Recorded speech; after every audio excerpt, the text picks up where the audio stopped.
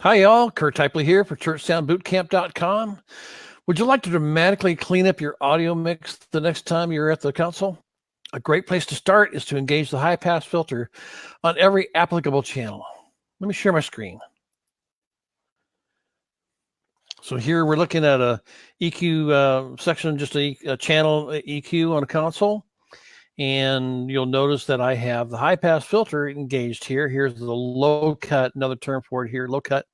And I've set this one for 130 hertz. So you can see what the equalizer is doing here. And then you can see up here, I have some program material playing through the console. And you can see that what it's doing is basically cutting everything below that pivot frequency of 130 hertz. The high pass filter, another term for low frequency roll off or high cut filter or low cut filter. I'm sorry.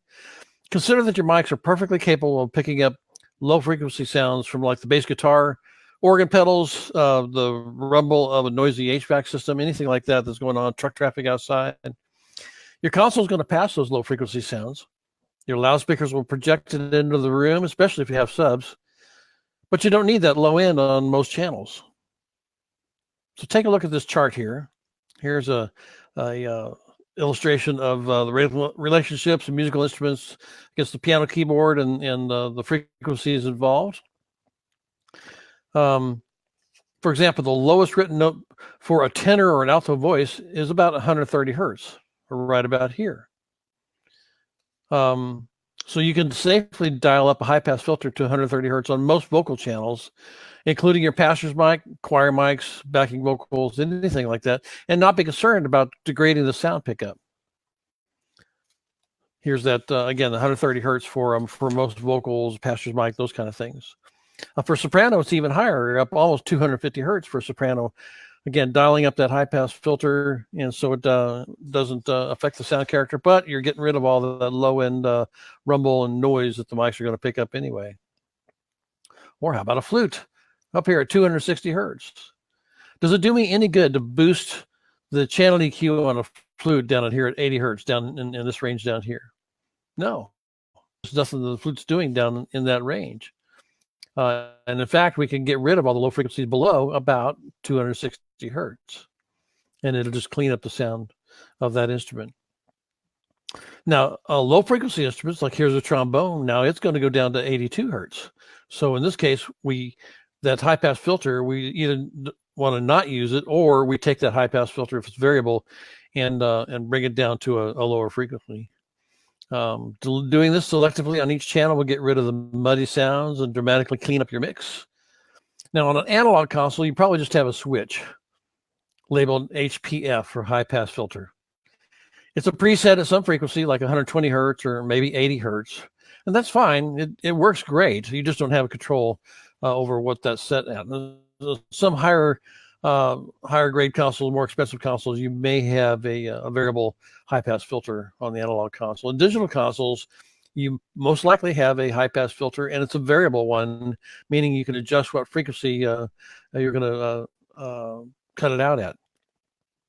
Just trust your ears and don't go too far so you make the sound too thin.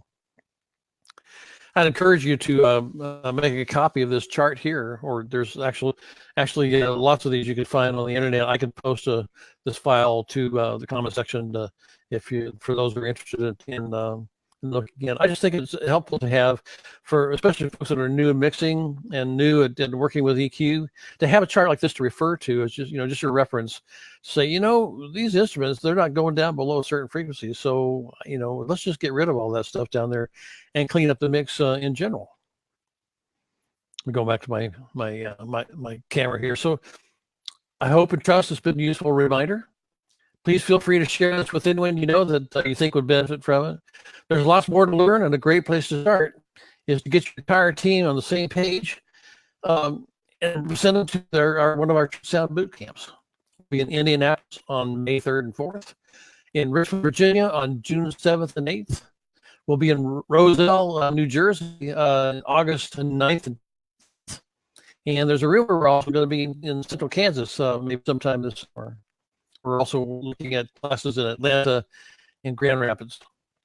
So just go to churchsoundbootcamp.com And keep an eye on the upcoming dates and locations. You can also keep an eye on this Facebook page. Our Church Soundcheck 3.0 is where we will post information about those upcoming classes as well. Hope to see you and your team in an upcoming class. Until then, this is Kurt Typley for churchsoundbootcamp.com. Bless you all. Go try this high pass filter this weekend. You'll love it.